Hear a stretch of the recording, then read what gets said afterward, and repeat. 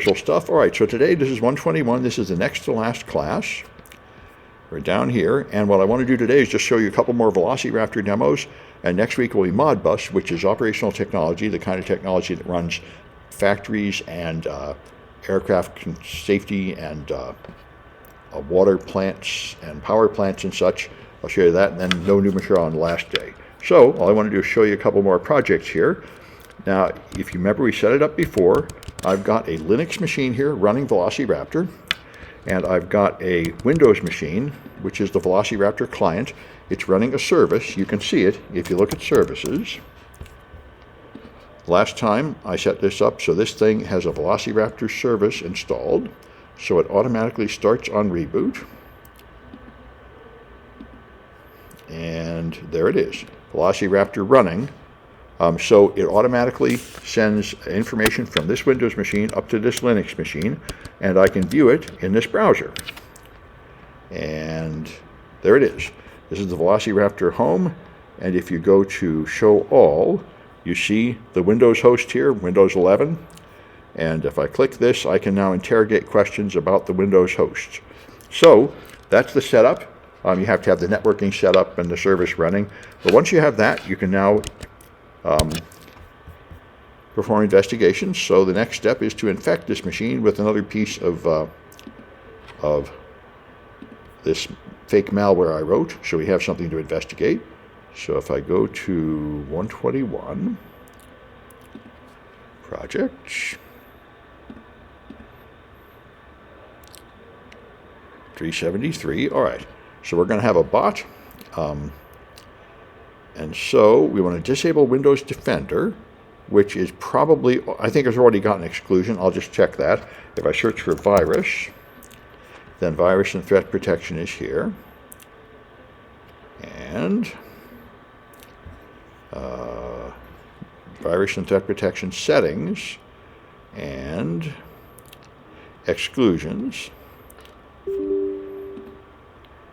So that the entire C drive is included right now, so it is not blocking viruses. That's the way I want it, because I didn't bother to write very good malware that can get past this. And that's it. So, it said turn off cloud-delivered protection and automatic sample submission. I don't think that's necessary. I think I'm not going to do it. We'll see if it works. So I download this file called security.zip, extract all with the prompt malware, then run BG as an administrator. Okay. That's all we have to do to infect this machine, so let me get this Windows Explorer window over here so I see what I'm doing. Okay, first extract everything. So I right-click, extract all, extract.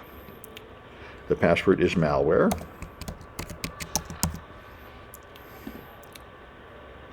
All right, now right-click BG info and run it as administrator.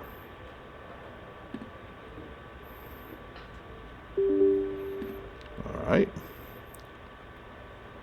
and approve the privilege escalation, accept the license. Okay, wasn't sure if I should accept the license or not. I'll agree. Once it opens, I'm going to just close it. I don't really need it to change the background. I'm not going to save the changes. All right, now it's run, and it doesn't say I have to delete anything or anything else. So now this machine should be making outgoing network traffic. If something like every 30 seconds or every minute, it will now phone home, and we're going to investigate it. So we're going to connect to the client, and we're going to capture network traffic. So here you are. That little box popped up, and when it popped up, it ran a command that sent out some network traffic. So this is the kind of thing you'll find. You'll find some suspicious network traffic coming from a machine. And so first we're going to catch it on the client with Wireshark. Let's see if I already have Wireshark on here. It looks like I don't. All right, so let me get Wireshark. That's here. Oops, I'm here. All right, wireshark.org. Yes, that's what I want to do. Say I want to download, you need to just take me to garbage and don't take me to the download page. That's rude. All right, download Wireshark now. There we are. Okay, Windows ARM. This is Windows ARM, so let's use that one. The other one would probably work, but this one will probably run better. My Windows is indeed on ARM. That's very forward thinking of them to have an ARM version. All right. There we go. All right.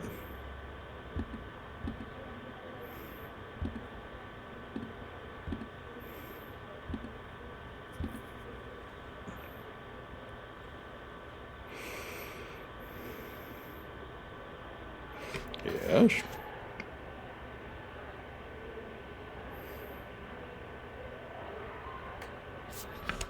Hope it's not waiting for me to do something. Apparently not. Nope. Okay.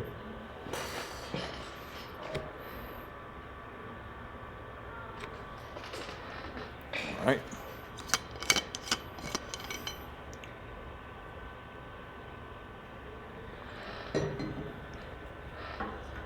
All right. NP cap. And I just want the default settings. I don't need anything fancy.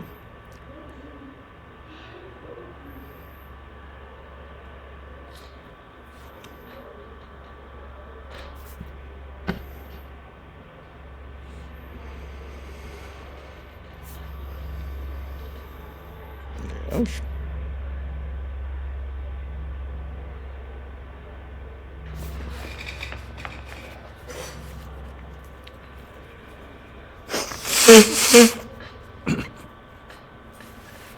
All right.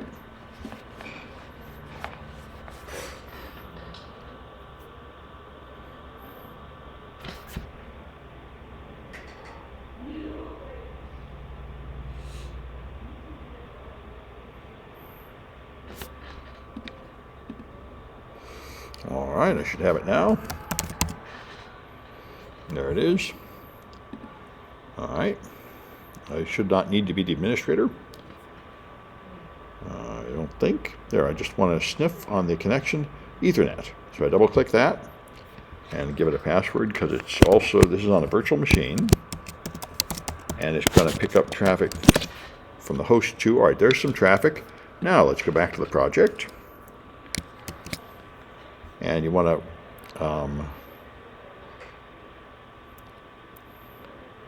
oh, that's remotely. I thought I was going to catch it locally. Yeah, and Wireshark. All right. Yep, that's interesting. Seem to have skipped some steps here. Anyway, we should be able to see the beacon here. So let's see. And I think it's probably HTTP. I think I intended to put this in the project, and I think I forgot. Let's see. All right, there we go. Maybe not. There it just did something, and there's the traffic. That's what I thought. So if you run locally, you can see it is sending some HTTP traffic. Everything in that box pops up. Get a report.php from someplace. So that's what I want to show you. You can see it from the client just so you know what's going on. But now, of course, we want to continue the kind of investigation we did last time, where you are not going to actually go and touch the Windows machine directly. You're going to investigate everything from the server. So let me go out here, out of the Windows virtual machine, out here, and now we're going to try investigating remotely from here. So, all right. So we're going to capture network traffic remotely. We're going to see if this works. This tends to fail, but we're going to find out. So let me move this over and move this over a bit so I can easily flip back and forth between the two windows. All right. So I go to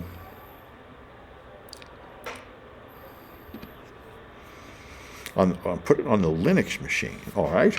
They want me to put Wireshark on a Linux machine. That's not going to work, of course, in my case because I have a headless Linux server. We'll cope.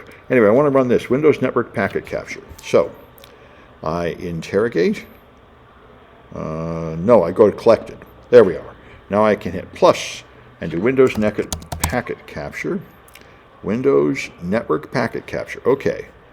Now, the way this thing works, first you run it with no parameters, and then you start the collection, and then you have to run it again to stop the collection. So, and that's what it tells you. Run this twice. The first time, set the start trace flag to true to start the collection, and then rerun it with start trace as false and put the path of the ETL file in the trace file. So, I'll check my parameters. The default parameter is to start trace. So I don't need to change anything if I want to start a trace. So it's right now 6:21. I'm going to launch it. And there it is. And all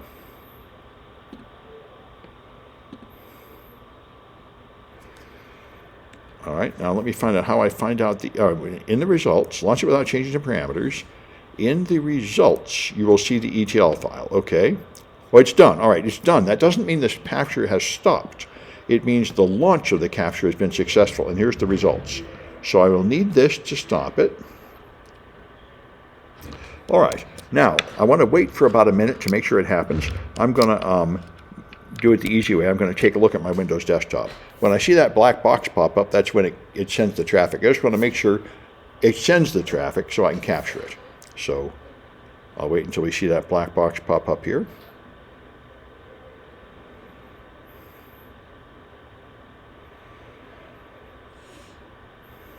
I think it goes once every minute. Oh, there it goes. All right. So now I think we should have the traffic. So now I'm going to stop it. So I copy this. All right, which is strangely not giving me the option to copy it. I'll try Command-C. All right. Then I want to rerun the same artifact. So it's network, Windows, packet capture. There we are, Windows Network Packet Capture. Configure parameters. I want to stop this trace file. There we go. Then launch. So there it is going. And it shouldn't take too long to stop the capture.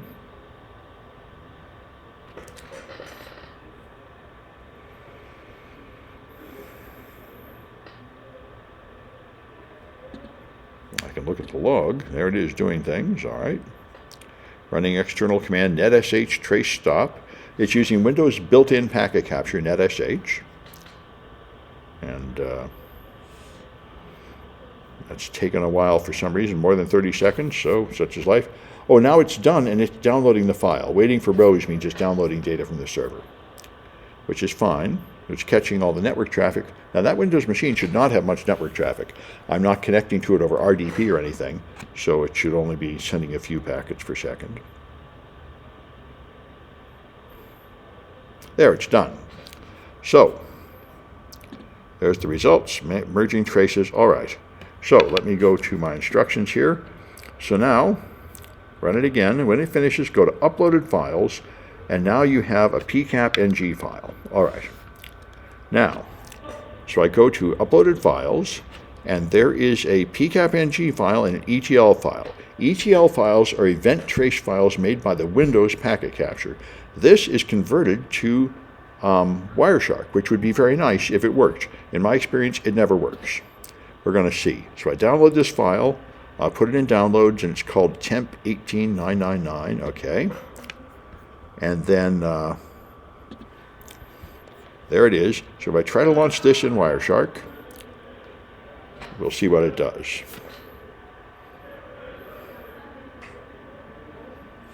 Well, there's Wireshark. And it can't, that's what I thought. It can't open it in Wireshark. Something is wrong with Velociraptor. It can't effectively convert this file to Wireshark. Very annoying, but that's the way it is. That's what I've seen happen before. So you have to manually convert it. And I put the instructions here. I don't know why, but the only tool I can find that can fix this is on your Windows machine. So I'm going to have to move that file from my Mac onto the Windows, which I can do here. Here's the file. Oh, that's the PCAP-NG. Let me get the... I'm going to need the ETL file. And we're going to see if this machine is still on Windows. All right. Well, let's go look on the Windows machine and see if that file is in existence. Let's get a command prompt. In fact, in modern version of Windows, you're probably using terminal. There we are. And there's terminal. I thought I would run it as administrator, but anyway, I'm here. So let's see if I can get the CD. Supposedly, C Windows System Temp Net Trace. Let's see if that exists. Windows, C Windows System Temp, nope, colon.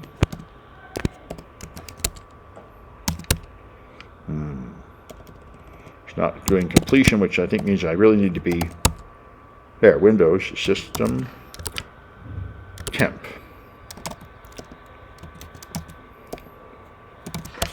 All right, event net traces. I don't think there is a net traces folder. Right, okay, I need to be administrator. Now, for some reason, the launch here will not let me run it as administrator. This is typical Microsoft garbage. Okay, it's not there. I guess I have to right-click here. Okay.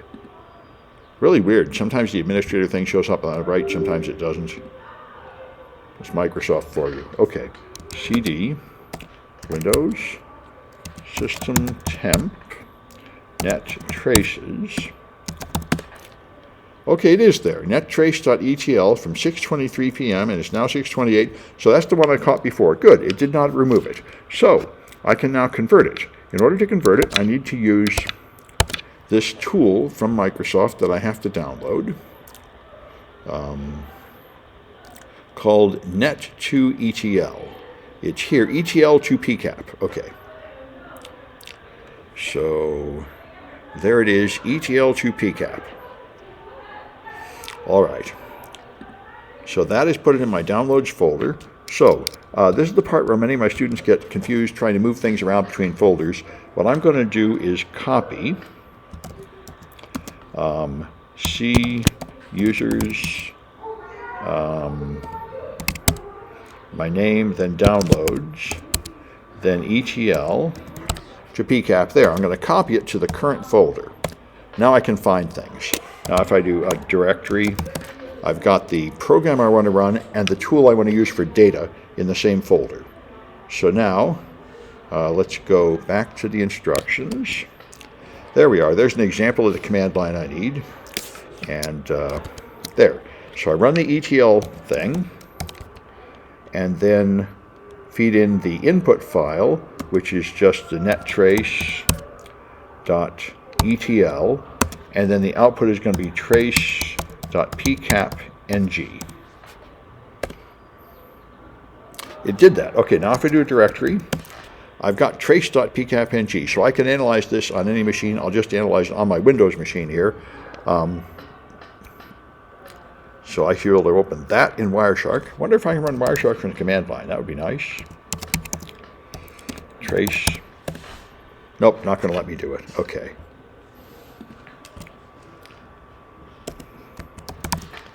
Wireshark, and I want to open trace in that crazy folder, which was, oh, all right, I'm in trouble because Wireshark is not running as administrator. I'm going to have to move it somewhere better. So let's copy the trace to C users SAM downloads. All right, now it's in my downloads folder where Wireshark can find it. File open. Documents.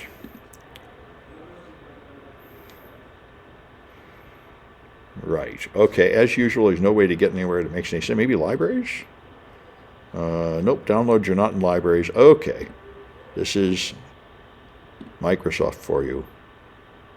You never get away from having to do everything straight from C the way you would in MS-DOS. There's downloads. Okay, there's the trace. There we are. And so, here you are. And in the trace, I think you use HTTP to find the good stuff. All right, so I did capture one of these things. Now we go back to my instructions. All right. Once you've found it, then you just want to find the user agent of that, which you can find by examining the middle. So that's how you show you found the traffic. So this is sending traffic to a, I think, one of my servers. It's a GET. Request method, user error, security report.samsclass.info. That's where it's sending this traffic. All right, so now we want to look for the DNS cache. And this is actually a mystery. I would love to have somebody explain. Let me just check for comments in the Twitch chat, if I can figure out how to get there. Here. All right. There. Okay, there are no comments in the Twitch chat. So, we're going to check the DNS cache, Windows System DNS cache. Whenever you do a DNS resolution to find a server, Microsoft Windows is supposed to cache it, and it caches it for like 2 minutes. And this keeps making another call every minute. So the DNS cache should generally include that information. For some reason, when I tried it before, in older versions of Velociraptor it works, in recent versions it has not been working. So let's see if it's working in this setup. DNS cache, Windows System DNS cache.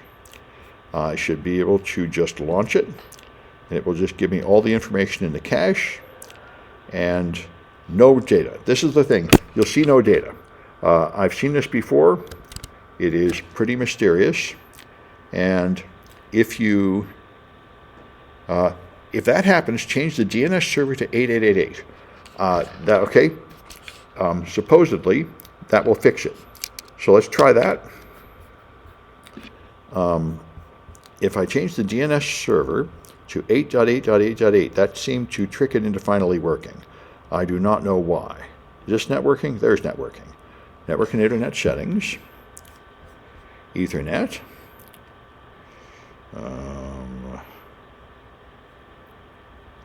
All right. As usual, Microsoft has changed their GUI, so I do not know how to find anything.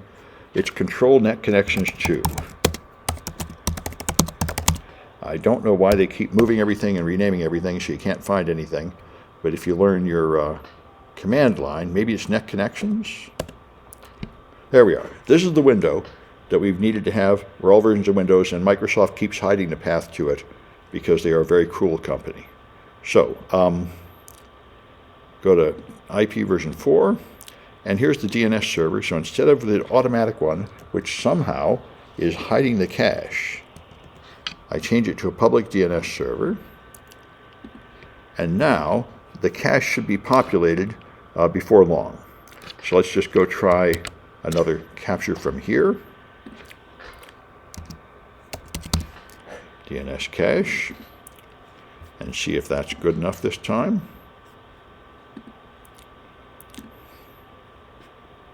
2 rows scanned, no data available, no uploaded files, but I'll just try it again.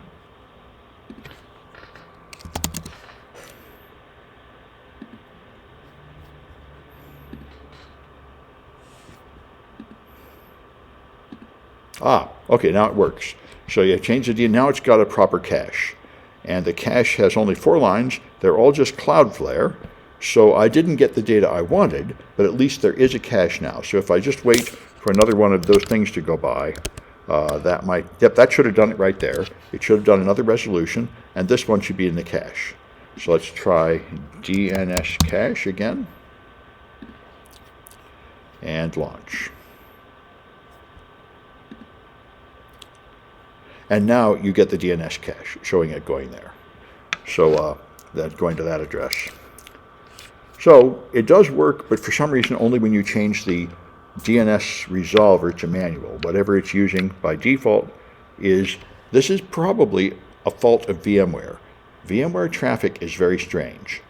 And it's going to a virtual address for a virtual DNS resolver in the VMware virtual router, and that may be what's messing it up. So another thing that might work would be to change your machine to bridge mode. I haven't tried that. But anyway, this trick does work. So there's that one.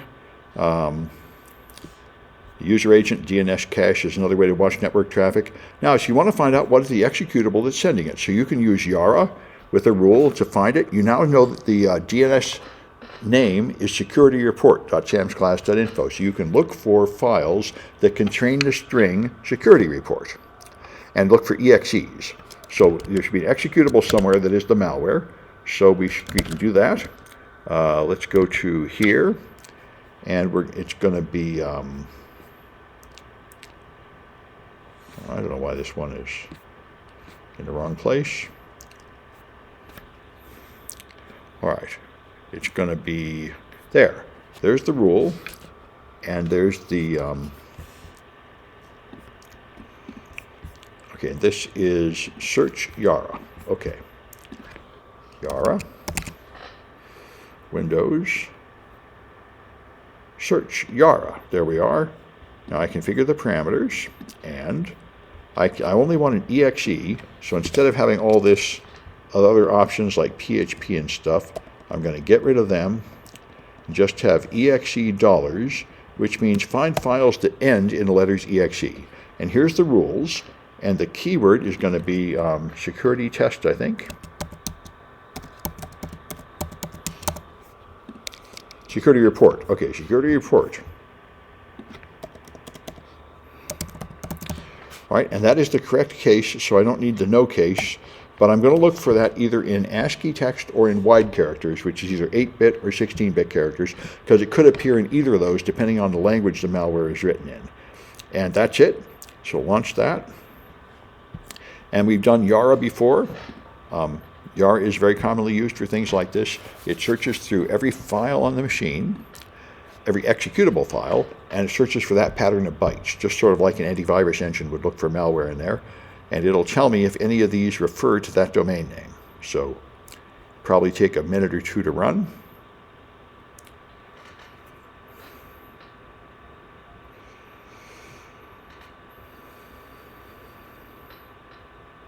It's done.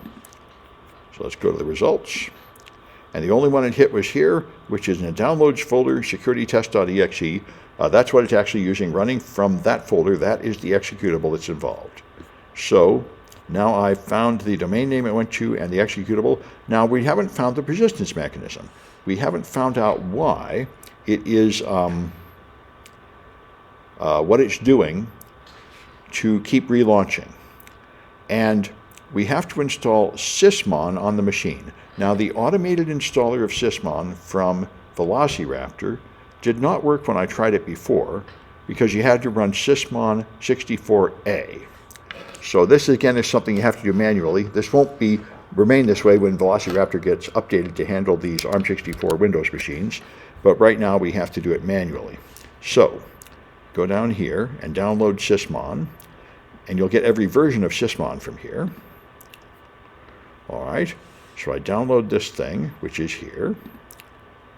Okay, that goes here in my downloads folder, and now I can unzip it. Extract all. Extract. All right, and now I've got Sysmon 64A. That is for ARM. And what you have to do is rename that and run it the way you would. So move that file to your desktop. Then, I guess you can run it as, well, it's still named A. Good. So there's the commands.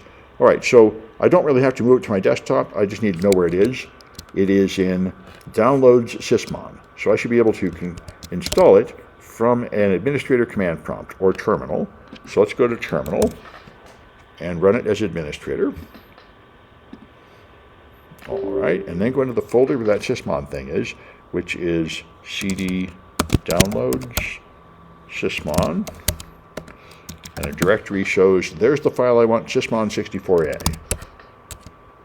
Okay, and now there are some parameters.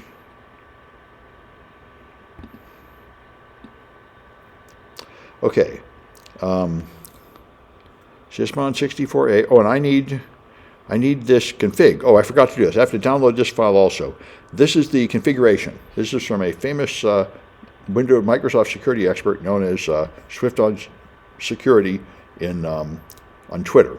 He's a Taylor Swift fan. And this is the file I need, the Sysmon config export. I'm just going to download it. And there it is. All right. And now, like I mentioned before, a lot of students have trouble with navigating the command prompt. That's in my downloads folder, but I'm in the Sysmon folder. So if I do a dir of ... it's up here, Sysmon config export. So I can, if I do a dir of the current folder, that's got the executable. So I can run the executable from here. And then I need to do -i, the configuration file. So that is -i, and the configuration file is in a directory above this, Sysmon config export. There we are. That should do it. Now I agree to the permissions, And this will install Sysmon, which is a service, just like Velociraptor. And what Sysmon does is run on your Windows machine, and it logs special events that are much easier to understand than the default Windows event logs. And so now that I've got it on the machine, now I can do sysinternal sysmon install, and that would install it. We've already done the installation, so we don't need to do that. Then we can launch this collector, which is event logs evtx hunter. So let me go there. I have to go, I'm installed Windows machine still somehow. All right, there. evtx hunter is what I want. All right. And there's the parameters. There we go. So, evtx is, I think, the file name extension or something for Windows event logs. I'm going to do evtx hunter, and I need to configure the parameters, and there are the recommended parameters. Configure parameters. Okay, IOC, indicator of compromise, regex. This is the events to look for, and it's going to be security test. That's the name of the executable and the name of the DNS name it goes to. So I only want things that have that somewhere in the file. Then channel regex is going to be Sysmon. So I see the Sysmon generated events instead of the default Windows events. Now I need to limit the date, which is going to be 5 minutes before the current time. So let's check and see the time is right. My Windows machine has 6:43 p.m., okay, and that is correct. That's good. So I'm going to set the time to 5 minutes before 6:43. So that is date after. So it's going to be today. And 5:43 p.m. 5:43, 5:38, I guess. All right. And that should do it. I'm only going to get 5 minutes worth of data, just a way to avoid getting all kinds of complicated data. And ID regex is 1. That's going to get the event IDs 1, which are process launch events. So that should do it. In results page, all right, we haven't got the results page yet. We need to launch it. So I could have downloaded the whole Windows event logs, but that would be, since the machine was first installed, it would be huge. This way I'm only going to get 5 minutes of events, and they're only going to be process launches. So it should not be an overwhelming amount of data. Okay, it's done. So I click that, and here's the results. Okay, you see a few of them there. And let's see, in the results page, click the icon, and I can clear the event data and message fields to make this simpler. So it is this icon here. It controls what you're seeing. There, show hide column. And by hiding a couple of columns, I can make it more readable. You want to hide event data and message fields. So event data and message. There, now it's much easier to read. And now you can see the times of these events, and we should be able to see that there's a new process generated exactly every minute. 142, 12, 143, 12, 144, 12. So that shows the process is being launched every minute. And that gives you a clue what's doing it. It's probably Windows scheduled tasks, which work on the clock like that. So that's a clue you can find there. And we should be able to show all the fields again and look in the parent command line. Then we should be able to find the flag, which will be, I think, the executable that it's running. So now I'm going to look at scheduled tasks. There is a event collector to look at scheduled tasks. So I run this, look for scheduled Windows System Task Scheduler, and I'm going to find the beaconing command. I guess I just found them all by not adjusting the parameters. Let's see how bad that is.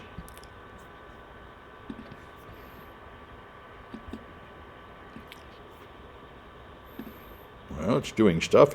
Rows scanned, okay.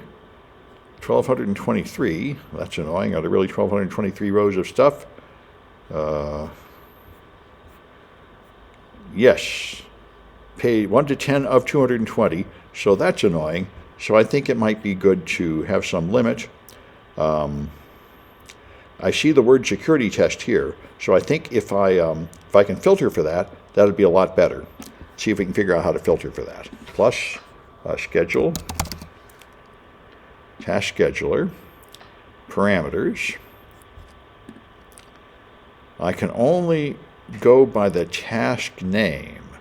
Doesn't look like I have any other option. Okay, then I think I'm hosed. I want to get out of this. Let's go back to the one I've already run and the results. Okay, and I guess the most productive thing to do would be to download it. Somewhere in this mess is security test. Let me see if I can cheat. If I go to 50 to a page, then I can do Control F and search on this page for security tests, theoretically. There. Ha! Well, good. It's within the first 50, so now I've got all the information about that task. And somewhere I think I'll be able to see that it launches every minute. But anyway, you see more information about the task that's launching every minute. All right. And another thing you can do is you can do hunts that would do all these things together. So you go to the 3-bar icon in Hunt Manager and plus. Let me start with that. I go to the 3-bar icon and Hunt Manager and add a hunt. And what a hunt does is many requests, and you can specify as many servers as you want. So after you've done analysis of malware and you find the indicators are compromised and you decide I want to collect these 3 or 4 things, then you can make, I'm going to make security test detect security test beaconer here for my hunt. That's going to be the description. And now I'm going to choose these artifacts. On Windows and ARM, I'm not going to bother with sysmon install. I'm going to do EVTX Hunter, Task Scheduler, and DNS Cache. So it's going to be at the bottom left. Click the Select Artifacts here. Okay, now you just find them and select them as you've done before. So this is EVTX Hunter and Task Scheduler and DNS Cache. All right, and now you click Configure Parameters, and you see all 3 of the events here, and you can adjust them. And so this one should be, there are parameters to set here. EVTX Hunter should be IOC regex security test. And the date and time, date after, 5 minutes in the past, which is going to be 6:44 p.m. All right. And task scheduler, I'm going to fill in this path to get just that one. Now I know what the name of the task schedule is, or the name of the task is that launches that thing. So it's this. Okay. Then I'm going to do, DNS doesn't need any changes, so now I can do launch. And the point here, this is the process you go through. First you analyze one machine until you understand the malware, then you configure a hunt, and then you launch it to a whole fleet of machines to find out which ones of them are infected. So I launch it, and there's my hunt. You see it's running. All right.